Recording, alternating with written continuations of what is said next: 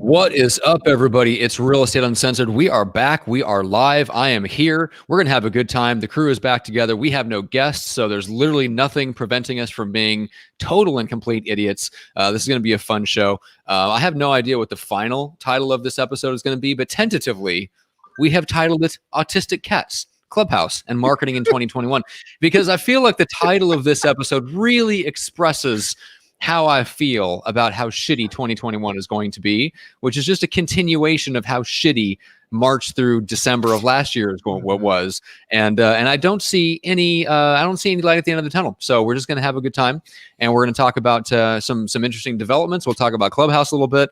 We'll talk with Gene about his apparently autistic cat, and we're going to talk about what it's going to be like to market in 2021. Before I get to Gene, the evil bald ninja, let's bring in the junior grandmaster himself in the co-pilot seat, Greg McDaniel. What is up today?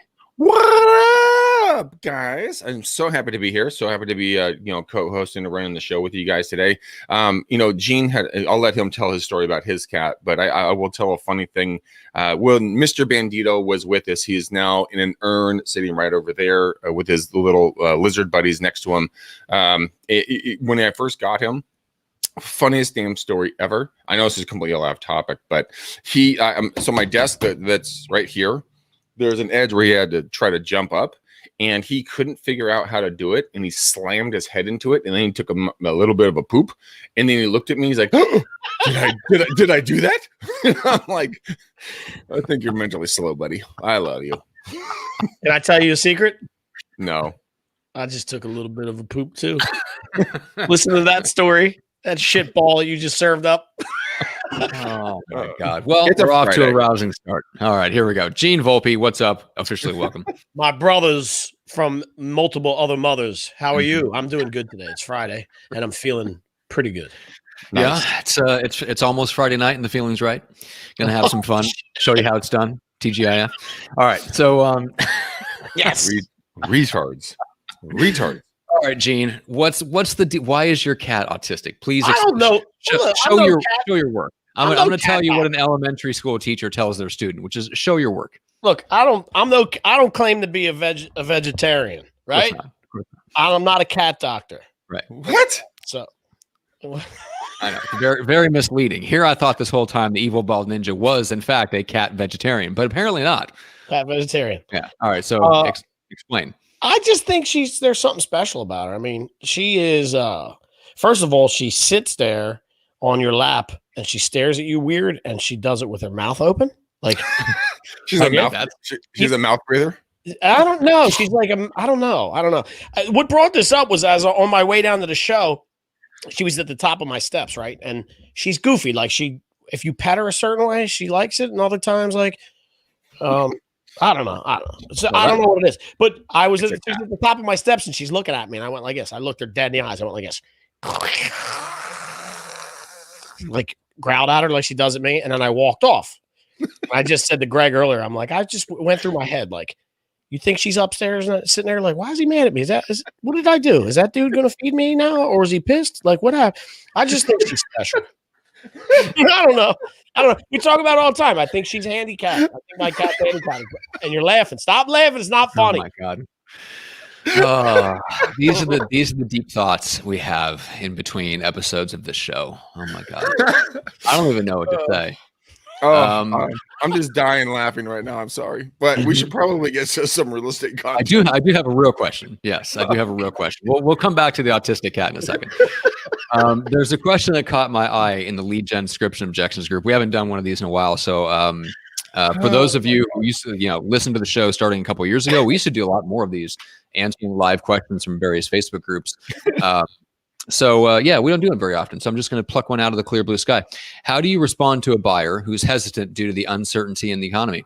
Greg, let's throw it to you first. So how do you respond to a buyer who's who say it again real quick? Hesitant in the local market. Yeah, well, you go right back down to what need or desire. I mean, Mr. and Mrs. Buyer, I understand that this market is incredibly crazy. You just went through an election. We have a lot of uncertain things that are taking place on multiple different levels. Help me understand exactly why you're thinking about buying right now. Once you get into that, then you understand their why. Once you figure out their why, then you can advise them, and you advise them without attaching the dollar sign to your time. Because once you say, hey, Matt, Julian, you're 3 obese, wood denting, insulin sucking little troll babies, if we need to get it into a concrete building because they've been crushing through the wood floors and all the previous buildings, houses only. Exactly. No basements. We can't have any subflooring. They will go right through that shit. Right through the subfloor.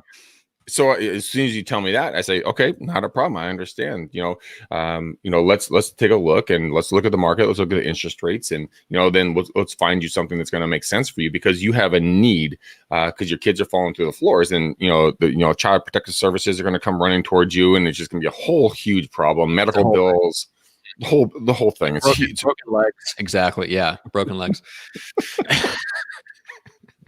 But I would tend to agree. I mean, to me, there is a lot of uncertainty in the economy, but you're not the one betting on the stock market. Buying and selling a house is a long, slow, traditional process. It is not, influenced at the level by the daily machinations of the stock market. No.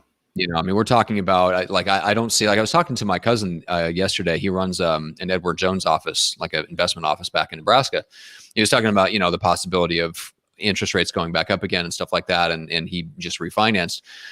And I was just my first reaction to that is the around the margins, that will affect a few people that are in the middle of a transaction, but big scope of things, I don't see them making big changes to interest rates anytime soon that are going to affect the average person, because politically, just the only time you can really get away with interest rates going up is in the first couple of years of an administration. So they may go up for, the next year or two, but as soon as it gets back into campaign mode, a year and a half out from the next presidential election, interest rates are going to start creeping down, because nobody wants to have a terrible economy coming into an election.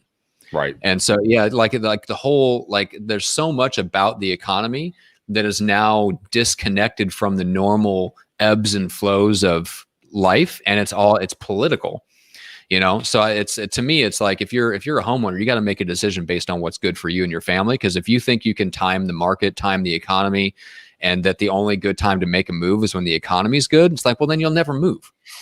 Yeah. Oh, Matt, I gotta tell you something. I was digging through the archives, and I just found a family photo of you guys. Yeah. Sounds about right. I haven't seen that in a while, I guess. Gene, what are your thoughts on that? You're going to hate my thoughts as a real estate agent. Yeah, as a real estate agent, you're going to hate my thoughts.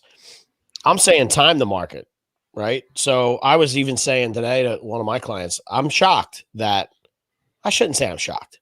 I find it interesting that people are out there lining up to buy homes, knowing that the prices are inflated the way they are right now.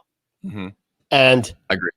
I think here's what I think. I think if you're in a position to wait it out a little bit, you're just going to buy your way into equity and profit. It's just the way that it works, as opposed to getting into a place for 440 that in a year from now is only worth 380. Now, the flip side of that is this. If this is a 5 to 7 year move for you, wait. If it's a 25-year move, then it doesn't really matter that much, right? If you're really going somewhere where it's going to be the last stop, or close to it, right? I think it doesn't make any difference what you pay for, because 25 years, the mortgage is going to be paid off. It's going to be worth way more. There's nowhere safe to plant your money where you can go, oh, I'll just let my money sit and grow for the next year until the economy crashes, and then I'll buy. It's well, yeah, but you're depending on what you do with your money's going to shrink along with it, most likely over the next year. It'll be taxed to death in California if you try to leave. So I would tend to agree with that, Gene. That's my perspective. I'm still shocked. There's a whole segment of the public that seems to be a little bit oblivious and just kind of keeps on going on buying and selling real estate as if things are kind of normal, as if this is a good time to do it. And yeah, I feel like this is another kind of top of the market event. To me, it's inevitable that the market, something major happens to the real estate market and it comes back down. The only question is what pops the bubble and when does it come down? But I think there's plenty of people out there that just don't agree. They don't believe that. So they're just going to keep buying and selling. And I think if depending on your strategy and what the long play is, that's probably okay at certain points, right? Like, well, like you said, if it's a really long play or, something like that. Yeah. yeah, and I think you got to think from the other side too. Like right now, one of the things that's driving up prices are investors. Mhm. So I've had a couple scenarios happen to me in the last couple of weeks where you would think a property's worth X, and in turn, there's a bidding war, and that said property becomes X times 2 overnight. And part of the reason for that is because if these investors, who in a lot of cases are going to flip these properties, can get in and out at the time of the spring market, then it just makes sense. If you're, that's a gamble, but at the time the spring market comes, if we're still looking at the same interest rates and the same inventory, you're going to get 30 to 40% more for that finished product, right? So your profit margin stands to grow. So I think people are willing to overpay a little bit for the investment property up front to get that deal and create inventory that they're going to make a profit on, hopefully before everything changes. Gotcha. Yeah, that makes sense.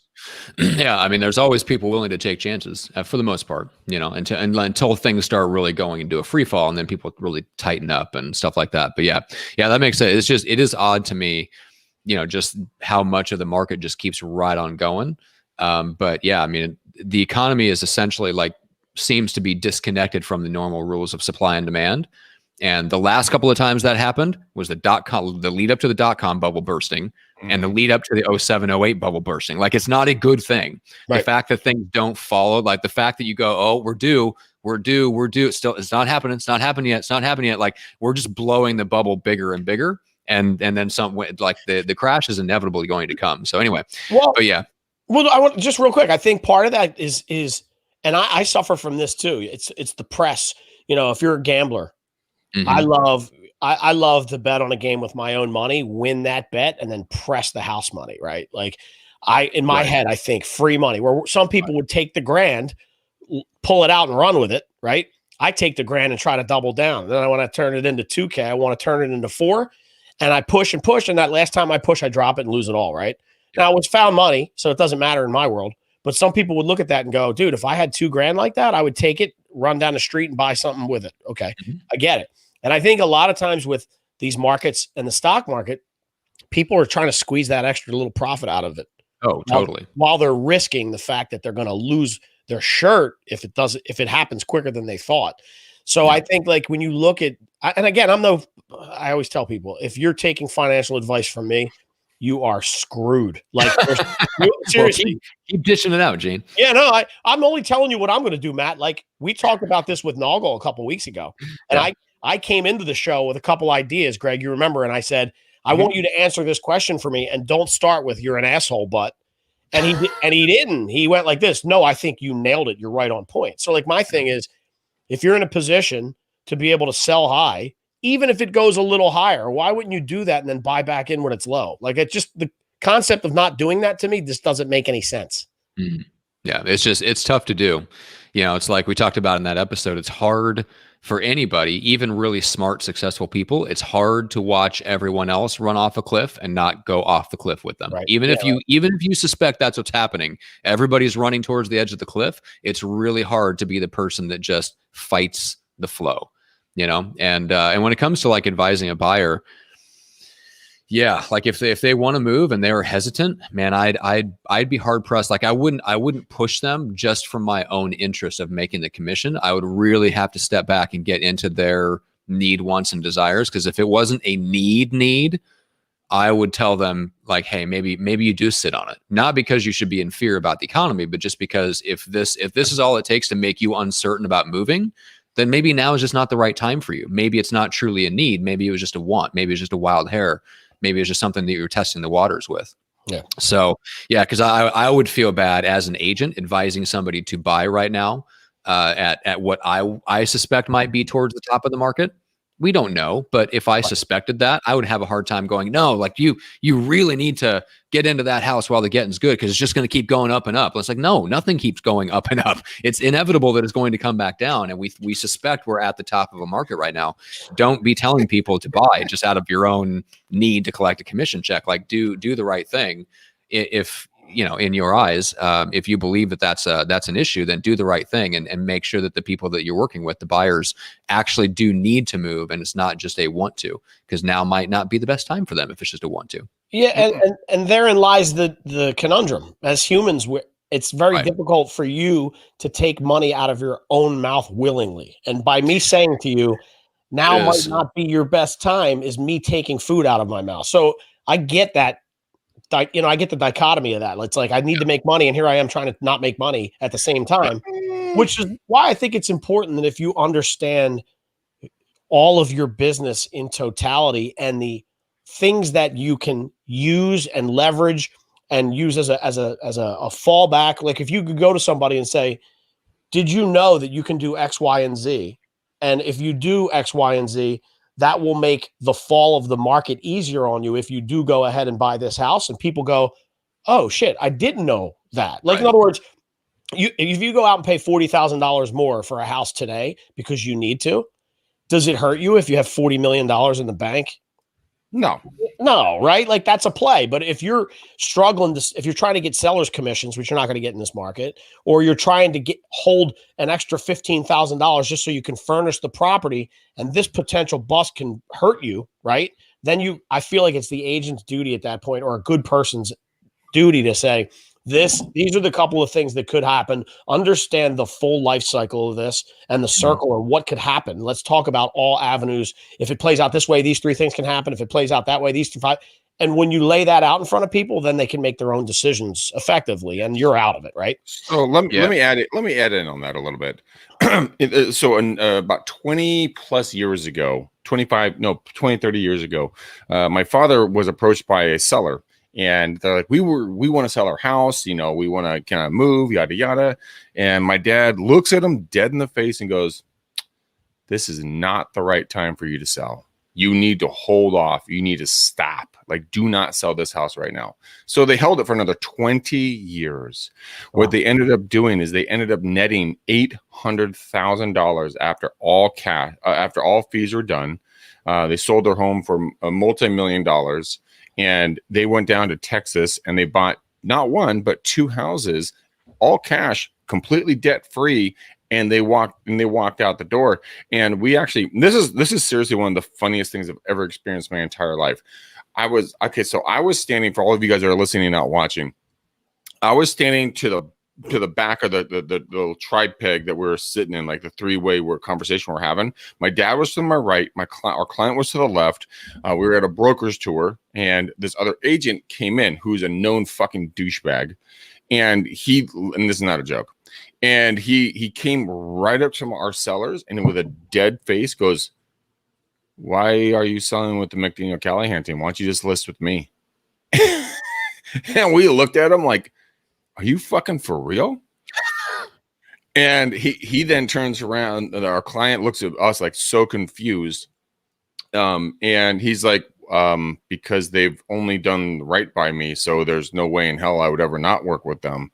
And then the guy turns away and walks away.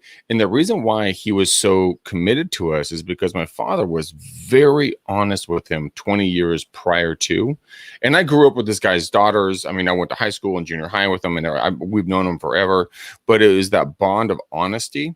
So when we talked about the paycheck, Matt, you were referring to, don't look at the paycheck, look at the client, and look at what their best, their best option for their life is. And if you're going like, bro, like I would love to get a paycheck right now, but this isn't right for you, advise them on that. Yeah. And then, dude, I sold a $2 million home last year, and I actively tried to talk my client out of selling the property. I literally put him in contact with 3 different lenders to see if he can get refinanced to stay in the property that they were in, because I wanted to do the best for him and his wife and their 3 boys. And then what turned around is that I got a sell on that one. I got a $1.35 million buy on the other side. And now I'm helping them sell and then buy another investment property because I was honest, truthful, and upfront with him. And that'll make the difference, because a lot of folks, obviously Matt and Gene, nobody that listens to our show is not honest. Everyone here is honest. We know this. That's why you guys listen. But all those other fucking agents who listen to those other podcasts, I mean, scoundrels. Exactly. Scoundrels, I say. Yeah. And there's a mindset thing here too that I think would be helpful to people, which is, for every person that you meet where buying or selling like right this second isn't right for them, there's somebody out there where it is. So it's not necessarily even an external marketing condition stuff. Because Gene, you talked about investors, right? Like there's always somebody, like no matter what the stock market does, regardless of what the housing market does, there's people who should be making moves. Figure out who they are and go help them.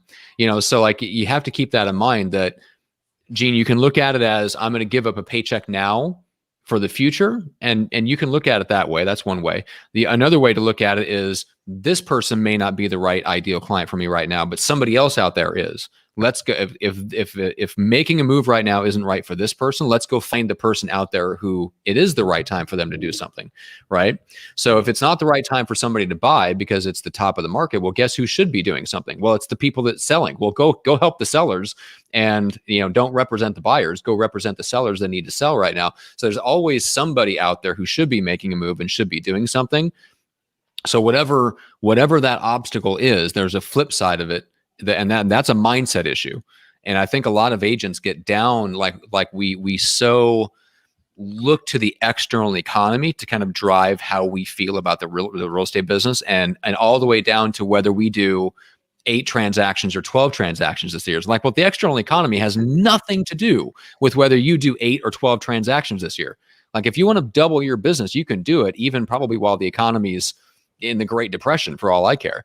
It has so little to do with the external economy of whether you actually hit your goals as an individual agent. But I see a lot of agents blame the external economy for what's going on. Well, it's hard because XYZ. It's like, well, it's always going to be hard because of something. Right. But if it's hard for one particular set of clients, there's some other set of clients that this is the right time for them to do something, and go find them. And so, yeah, I just wanted to make that quick mindset point. Yeah. I love that. Actually, for all of you guys that are listening, Matt's background has changed once again. Our good friend Nick Sakis made a hilarious comment. It is a completely black wall behind with a lamp over his books. And it reads, Matt, your background is a lot like your soul, dark as night. Smiley face. When you're so pretty, you don't need a fancy background. You have a Johnson face. Thank you, Nick Sakis. That's awesome. I appreciate that. Very kind words. Sort of question mark. Yeah, exactly. Yes, I do enjoy my black background. This is a chalkboard wall behind me. I very much enjoy it. It has made my place a little bit darker on the inside, so I supplemented it with extra lighting and stuff. But like I like it. Like your soul. Exactly, like my soul. It needs to be supplemented with external lighting. Your piece of coal of heart. Yes, we know all about that. Let's jump back to this really quickly. I mean, I love making jokes about this all the time. Gentlemen, give me your thoughts. And if Gene, if I cut you off, please cut me off. I have been literally like crack addicted to Clubhouse for the last probably 2 weeks. Like I'm on this shit literally at 5:30 in the morning, like listening to people, and I'm sitting there going like, why am I on this so early in the morning? Are you guys on this? Have you guys participated in it? What's your thoughts on it? I think there's a lot going on here, and the visibility that I've received and the people I'm being able to meet is just astronomically crazy when it comes to getting your name, your voice, and your brand out there. So, Gene, let's jump with you and go from there. Well, first, let me say this. Stop playing coy. You know I'm on it. We've been on stage together. I know. I'm just asking questions, shithead. I know. I'm just teasing you. I also know that Matt Johnson is on it because it took me 45 hours to find the one and only Matt Johnson, because you can imagine there's a couple on there. What is it, a big Johnson or a small Johnson? Is it a micro Johnson? It's a Johnson with some kind of fancy drink. Right? What are you drinking in that picture? It's some kind of cocktails at this place in Coronado. It sure is some kind of cocktail. Yeah. It is. So I am on it. I followed you. I expect to follow back, sir. And yeah, I'm on it. Here's the good part for me, I think. Well, the good and the bad part. I have an Android phone, and I don't have any Apple products except for my MacBook, and you can't get it on a MacBook. So I broke the mold, and I said to my daughter, "Where's your old iPad at? Give it to me." So I made her charge it, and I'm using her iPad just to download that. And I keep it at my desk in my office, so it's not on me all the time, which means I'm not on Clubhouse all the time. So I pop in and out while I'm in the middle of a call. I was just on it, I'm on it right now as we're doing the show because I don't care so much. No, I'm kidding. I'm only kidding. There it is. Yes, there it is. Yes, fancy pants. But yeah, and Greg, I will tell you, when this came up today, pre-show, I hadn't thought about this, but I'm extremely curious as to what Matt Johnson thinks about this new phenomenon. Yeah, let's get into that, Matt. I mean, we got to share a room. We got to create a room. We should probably do a post REU room to go over Q&A and do some personal stuff. We should probably build that in a little bit. Matt looks so pumped to have interactions with humans. Oh, okay. I have many thoughts, but I will limit them to this. Number one, Clubhouse feels like it could have been invented 10 years ago, and it would have been really cool. I don't know why it was invented now. Well, it was invented 10 years ago. It's called Party Calls. Well, there you go. And why didn't it take off then?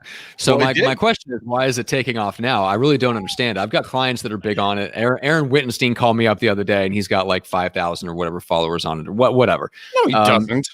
I have no idea. Like I have people in my world that are all about it.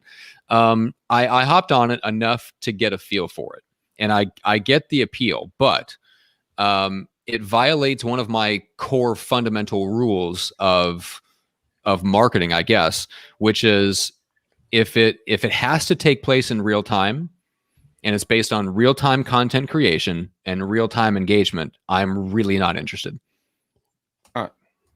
Right. So one of the good things about this show and the fact that and it's one of the reasons why I've enjoyed it. Like I like the fact that we do it live, but our business is not based on us creating content and engaging with people live in real time. You know what I'm saying? Like more people, like part of what worked really well for us was the fact that we broadcast our episodes live to YouTube and people found them afterwards, binged on the show multiple episodes at a time, and then they got into our email list, and then they went and subscribed to our podcast. You know what I'm saying? Like all this is it's like if this had come along before podcasting, then podcasting would have been like, oh my God, this is like Clubhouse, but time shifted. I can listen whenever I want. It's like, well, yeah, that's the point. Like, but podcasting came first. It's already time shifted. It's already searchable. It already has a long shelf life. You know what I'm saying? So to me, podcasting has way more advantages over Clubhouse. Clubhouse is like live podcasting, except you can be interrupted and you have to network on top of it.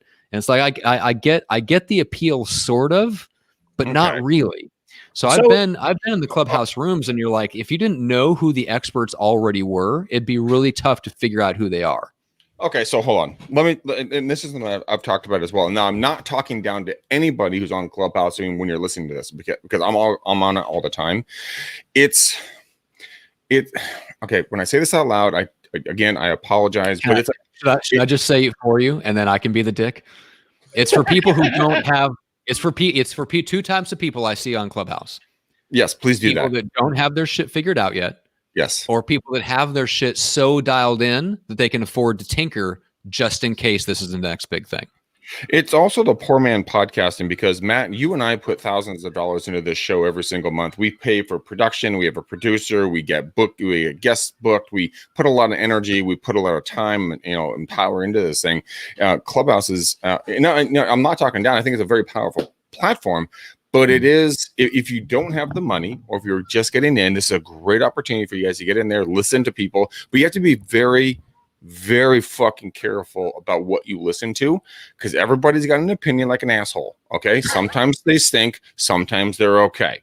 But you know what? I'll tell you one thing. I've heard a lot of interesting conversations in different rooms, and I'm sitting there and I'd have to leave the room. I'm like, this is some of the dumbest fucking content I've ever fucking heard in my life. And I bailed, and then I would text with individuals who were in the room, and I was like, can you guys believe blah, blah, blah? Like, I almost got in a fight with a woman yesterday, and she was just ragging on me for being a guy.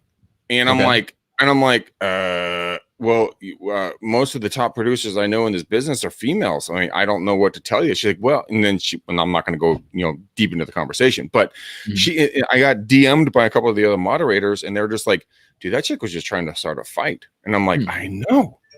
And it was the weirdest damn thing on earth. So I would encourage you guys to get into Clubhouse. Don't get me wrong. If you don't have an invite, get an invite and go in and start mucking around and start a room, get it some visibility, have some fun with it. Just be careful of who you listen to in there. It's the wild, wild west. It's like YouTube back in the day, but the audio version of it. Like, we just don't know what we're doing with it right now. And there can be a lot of good and there can be a lot of bad that's going to come out of this. There can be some bullying. There can be a lot of other stuff. James the Zillow Killer, he runs rooms like a friggin' boss. Like, he will shut you down like that. If you pop off or you're trying to sell shit, he will fucking shut you down. And he's so mellow about it too, right? He's like, yo, bro, like, yo, you can't do that shit. All right, goodbye. And you're like, is that a subtle threat? I think it was. That's awesome. If you're going to shut people down, might as well be it very nicely. Oh, So my wait, God. Let me jump. Yeah, go ahead. Can I jump before you jump on the next one? I think there's a huge, huge element of FOMO. Yes. Oh, right? God, yes. So this is what I want to go back to what your point was before.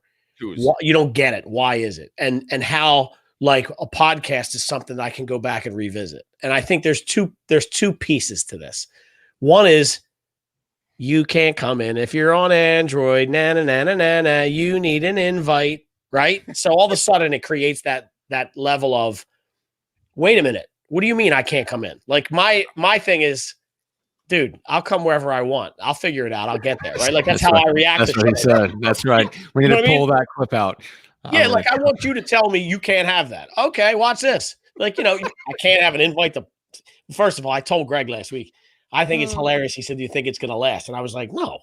And he said, "Why?" And I said, "Because Android users are all grown ass adults, and this is a platform surrounding people that have iPhones, right? Hey. Like, there's no way it lasts." No, I'm kidding about that. But there's that, and there's also, I get pinged, and it's like, Greg's in this room with Matt Johnson, Aaron Wittenstein, James the Zillow Killer, all this stuff, and I'm like, oh, I got to get in there because there's no chance there's a replay here, right?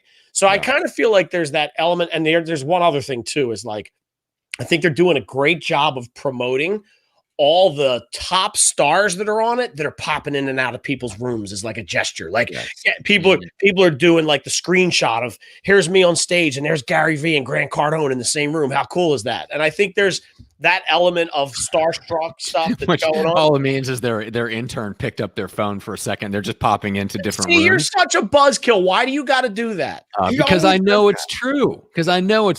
Come on now. But I really think that's the element of it. I'm very, very curious.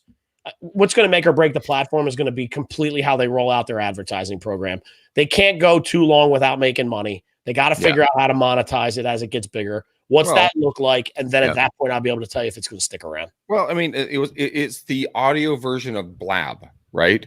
And here's the reason I really like this app and why I think there's a lot of value to it is that I'll go for a run, or like girlfriend and I'll go for a run or something like that.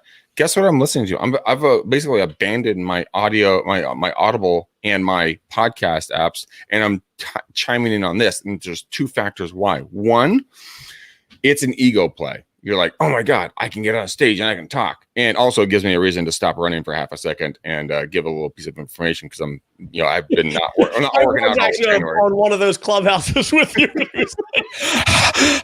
Everyone, I was dying. I'm so afraid to ask what he's doing right now. It's unbelievable. Wait, so Greg, can I tell you something too? But hold on. Let me get my second point out. The second point is that audio is really what I was talking to a friend, Neely Freeman out of Michigan. And she's like, oh my God, can I get on there without putting makeup on? I said, absolutely. It's just audio. And she's like, oh, thank you. And so it allows people to be visible without being visible. So it's an ego play. I firmly believe 70% of the audience is in bed at any given time. Oh, dude, I work out of my bed like 90% of the days these days. I mean, it's just fantastic. It's warm. I can get more work done. I can take a nap. Like, can you do the next show from your bed? Yeah, I would love that. That would be amazing. No, you wouldn't. Okay, get to your point. I know it was right on exactly along the lines of what you just said. I actually will still, if I'm on, like I'll put the iPad in front of me and I'll put my headphones in, and there will be times where I subconsciously I'm like, oh, I can't do that. I'm on video. Like I still think there's so much Zoom and so much of me having a camera on me at all times that that feels unnatural. It's weird. Yeah, it is. But it's also relieving at the exact same time, because it takes that certain level of stress away from you, because you're like, oh my God, this is fucking great. Like if people can hear my thoughts, my opinions, I can be visible to my clients, but I don't have to be, in my best outfit. I don't have to have my makeup or my hair done. I don't have to have any of this stuff done, but people still get to hear my voice, hear my thoughts. And you could take this and you can go to your local chamber of commerce and get different local businesses and get their contact information, create rooms with local businesses. So you have so I live in a city called Walnut Creek. So I get the Walnut Creek business, room where people come in, talk about what they're doing, share, different, coupons that would only be valid for that day when people come in. Then you go do different cities. I mean, you could talk about, different HOAs, get them in. I mean, that's probably pretty fucking boring, but you get where I'm going. You can create these different rooms. There's nothing that's going to stop you. And you can invite all the people that are ranking in there, because the way it works is that, let's say I start a room, right? And then I invite Gene and Matt. Well, once they come in, then their people are notified that they're in the room. And then that trickles down. And you keep inviting people in. So you get to meet people you've never met. There's a real powerhouse play here, but you have to do it correctly. Gentlemen, thoughts? Well, to me, it thrives on two things that are in abundant supply elsewhere, especially in the business world, right? So those two things are ideas and connections. And when I hear people talk about Clubhouse, it usually comes down to those two things. Oh, I get all kinds of ideas and I meet all kinds of new people.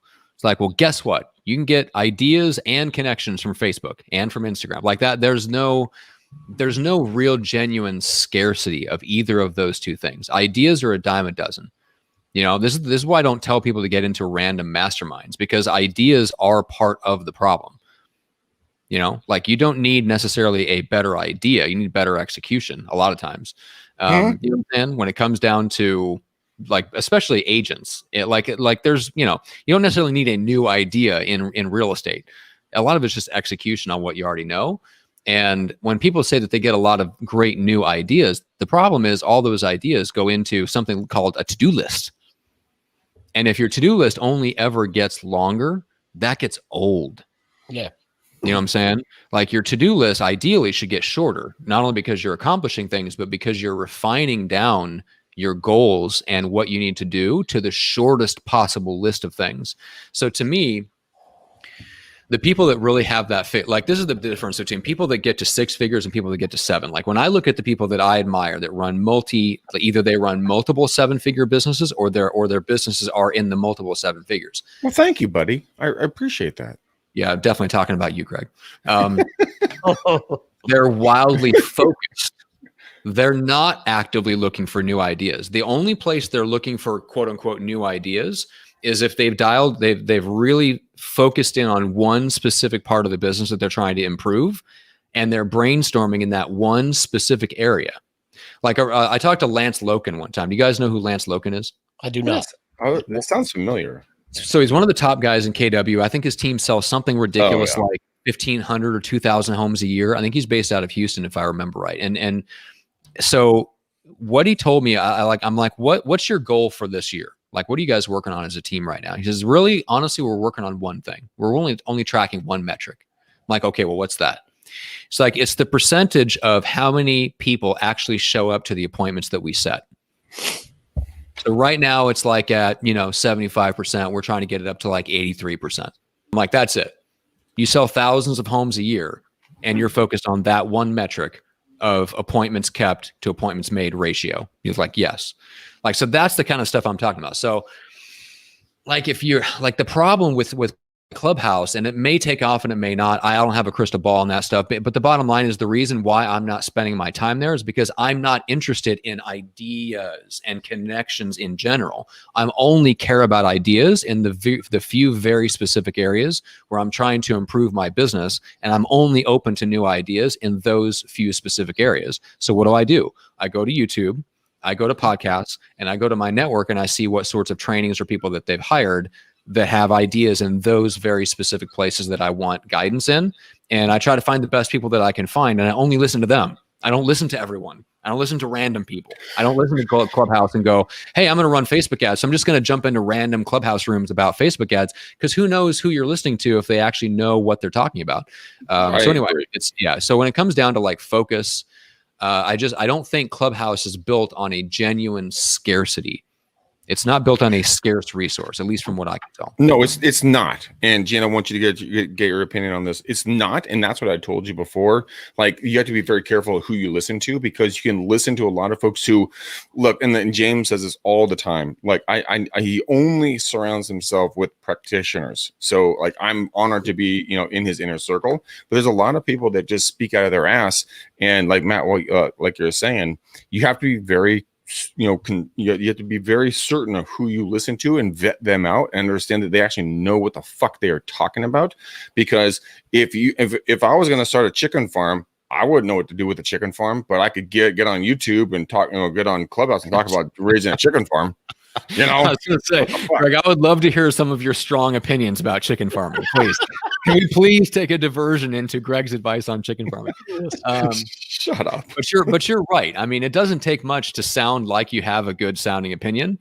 And I see this a lot. Like, you get into Facebook groups for entrepreneurs, and you see some of the advice being given, and people are going, oh yeah, great idea, you should do that. I mean, I see this from internet marketers that get into real estate. They get into selling products for real estate. Oh, we'll just do this and we'll whip up a product and we'll sell this and we'll build an email list and we'll make a ton of money selling stuff to real estate agents. I'm like, you have no idea what you're getting yourself into. Yeah. You know what I'm saying? But it's because they don't have any experience in the space. But they can talk a good game. But here's the other side of this. And then, Gene, I'm sorry for cutting you off, but I just got this one more thought. Right. You know what? We have our good friend of the show, Ashley Chapman. She's a young 25-year-old, just fucking assassin out of San Diego that is just dominating when it comes to investment side of business. Dude, this chick made $530,000 last year doing flips. Nobody's really ever heard of her.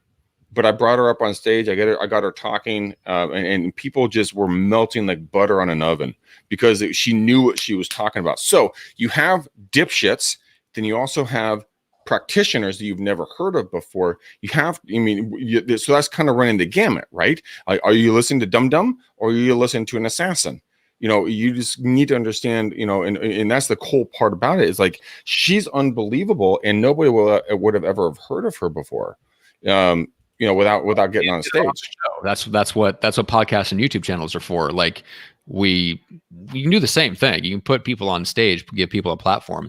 Antonio mentioned something interesting, which is I think part of the appeal right now, and it's not going to last. Antonio says Clubhouse has given us quote unquote little people a seat at the table to speak and ask direct questions of people killing it in their field. And then he mistakenly lists Greg as among those names. Yeah, and not me. It says i.e. Greg, James, etc. That's the exact quote. Yeah. Okay, so here's the thing about that is that only lasts for a little while. You know what I'm saying? Like if Clubhouse actually if the advantage to Clubhouse is stuff like that, then Clubhouse's success will eat itself. Right? Because if that kind of stuff only works when like Nick Sacca says, it's like a tailgate you want to get invited to. Well, when the tailgate gets over 20 people, it's not a tailgate anymore. It's a party with a bunch of people you don't know. Yes. And at that point, it gets less effective. So if the appeal of Clubhouse is working because of all these things, like the intimacy, the fact that you have access to people you never have quote unquote access to, like all those things, those advantages are going to go away once it goes mainstream anyway. So it's like you lose all those advantages anyway. They're not sustainable. They're not sustainable advantages. They go away the more people join the platform. And the other thing about it is, like who, I don't know. I have a weird relationship with like influencer stuff. I don't care. So like, I don't care if I get to ask Gary Vee a question. Fuck it. Who cares? There's so many jokes on that one. Yeah, like what do I care? Gary Vee is not going to walk away from that Clubhouse going, man, that Matt Johnson, he was really awesome. I really want to connect with him. No. You are 100% fucking wrong on this, and I'm sorry. I'm gonna have to cut you off and tell you you're full of shit. Like, I'm literally having conversations with people through this podcast right now, and I've had dozens of them, and they're reaching out to me. A couple of the folks that I'm connecting with, they have hundreds of thousands of followers. They are internationally known, and they're reaching out because they got value from what I shared in the Clubhouse rooms. So I understand your point of view on that, but my dear beautiful friend who resembles a singer we're not gonna say, you are wrong. There is so much value. Wrong. It's whether it's sustainable or not. I'm not going to put my energy into something that I don't think is going to last. That's the difference between you and me. So Howard brings up a good point. Howard says, okay, then it goes away. Is that a problem? And in the big scheme of things, over the long term, yes. Over the short term, no. No. If you're okay with it being a short-term wave that you ride and then you expect it to end and then you get out, that's one thing. But what are you going to do when the wave ends? Will you get more people on your email list? Are you going to get more people following on Facebook or listening to your podcast? Maybe. But if you don't get that, if you don't capitalize and get them off of Clubhouse and following you in other ways, then that wave does you no good. Let me say something real quick. Wait, let me say something real quick. Okay, then I'm going to jump in. I'm going to cut Matt off again because I think you're fucking wrong. Well, yeah, and no, I don't think you should have just called this the Clubhouse Smackdown. I knew it would go this way. I knew as soon as I opened my mouth, Greg was going to disagree with everything I said. I was going to yell at him, and that's just the way it goes. First of all, I implore whoever's editing the show to please go back about 2 minutes ago and just pull that clip of you going, "I just don't care." That's got to be your Facebook banner from here on out, right? So that's one. Two is this. Don't mistake for a second, though. So, Matt, where you're coming from is 1,000% from a marketer's perspective, where it's almost like you answered the question. If I asked it from a business perspective, how am I going to make money on Clubhouse? Like, for me so far, this has been almost like reading a good novel on the beach. Like, I'm jumping in and out. Like, people say to me all the time, why do you read business books? Like, why do you read self-help books? Because you're trying to be better? And I'm like, no, because I actually just enjoy them. So I may take a full book on, that 80-20 rule was a great book. I loved it. Most people would look at that and go, that's the dumbest thing ever. But I actually enjoy it. And I like other people's perceptions and takes on things that are happening in the world. I mean, it could just as easily be a political novel, right? Like, I just like it, right? So when I'm in Clubhouse, I'm not necessarily, and I think you make some good points about my to-do list growing, but I'm really not in Clubhouse to follow 55 people to go like, oh shit, I got to do those 3 things, right? I just like human conversation. I like people getting back and forth and listen to them argue and listen to them talk about how they're doing things. And then I jump off and I go about my day, right? So I have not come off Clubhouse once. I would encourage anybody read. There's 2 amazing books that'll probably change your perspective on this, and it's 50 Shades of Grey. It's The Shallows and Cal Newport's book Deep Work. You read either of those books, and it will scare the shit out of you for the future of our society. Or just go watch The Social Dilemma on Netflix. I love that movie. Love it. So here's what I've noticed about myself: the more that I fill up what should be downtime, the less energy I have for the high cognitive mental tasks that actually grow my business. I get that. So the trap of all this stuff is not that it's inherently evil. It's partly that it distracts and it keeps your mind occupied at a very low level, and it makes you feel like it's a little bit entertaining, but it kind of feels like work because it's business-ish. You know what I'm saying? But at the end of the day, if you can't look back on your day and go, I put in 4 to 5 hours of high cognitive mental load into growing my business, that's a problem. Like, that will keep you stuck where you're at. Does that make sense? And so when I look back on my day, if I fill my downtime with YouTube videos, listening to podcasts, being on Clubhouse, scrolling through Instagram, stuff like that, I'll get halfway through the day and I'll realize, crap, like my mental energy is gone. I don't have enough of my mental energy to be going. So to me, that's one of the big dangers. Okay, so I understand where you guys are coming from on this. I know Gene has his mouth open. Hashtag Greg is Batman. Yeah, Greg is Batman. Yes, thank you, Tony. I appreciate you, brother from another mother. But here's the thing. It is a leverage play. So if you're looking to get visibility, either if you're going to sell a product, if you're going to just want to be more visible in your local marketplace, this is an opportunity where you can have conversations with people you can never have reached ever before and be able to build relationships. My Instagram following has gone vertical. Yeah. When using this. And guess what? The reason why I say this is so powerful is that in COVID or in any other circumstance, being visible, being available to other people that you can give knowledge to is a value add asset. Now, yes, okay, could it go away? 1,000%. It could be 100% a blab. It could definitely go away. Yes, that's fine. But when the sun's out, make hay. Get out there, have conversations, bring value. Matt, you're smirking. I don't know why. That always creeps me the fuck out when you do that. But you know what? Gene has to go, and I'm telling him to go. So because I love what he does. Gene loose, and I'm going to deliver a better call to action for Gene than he can do for himself. So go, Gene, and I'm gonna deliver the world's best call to action for you. Can I just get my fucking word out, and then Gene can leave? Listen, I have to run. My daughter's standing outside right now, waiting for me to pick her up from school. How old is she? She's 12, and it's 20 degrees. We can't get her a car yet. Okay. No, not yet. And I'm not sending an Uber. I'll see you boys next week. All right, buddy. Later. Stupid ass. All right, Greg, finish your point. And so then I will proceed to shit on it, and then we'll end the show. Okay, fine. Shit master. The point is, it's all about visibility for a lot of real estate agents. Not Matt, you're a marketer, you sell books, you do podcasting, you want to be more or less behind the scenes. For real estate agents, this is an opportunity to be 100% free, visible, because you can go out, you can plan rooms in Clubhouse, then go into your other social media marketplaces like Instagram stories, Facebook stories, tell people, and then bring them over to the Clubhouse room where they can then ask questions, be a part of it, and you can grow your visibility, take the links, put it out to your database. There's a lot of opportunity here for people to really grow this thing and have a lot of fun with it. Do we go in there and we tell dumb jokes? Absolutely. Could it go away tomorrow? Could it just fail and just plummet? Yes, absolutely. But it's not happening today. So, instead of, listening to your favorite conspiracy podcast, which I love, by the way, go and start investing in your brain and giving back to society, giving back to your community, highlighting local businesses, talking to your local community, police department, your mayor, your HOA, whatever it is, and talking about the value adds that they have for the area. There's so much stuff you can do with this, guys. And if you're 100% broke, that's great.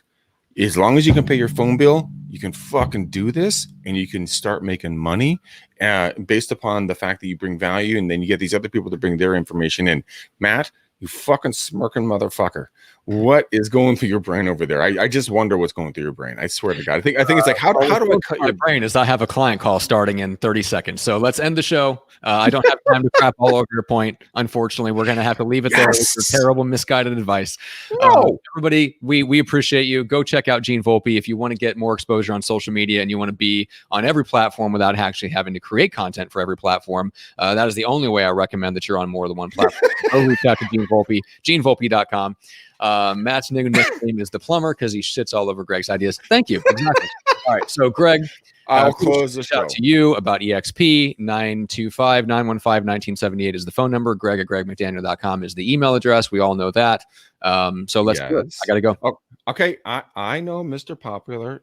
You know what? You can close it out. I'll stay here on the audio and we'll finish it out. Okay. Because obviously I'm not as important as the other person is. I get that. I mean, I've only been your business partner for 5 fucking years, but that's cool. That's cool. I understand where I stand on the ladder of just shit.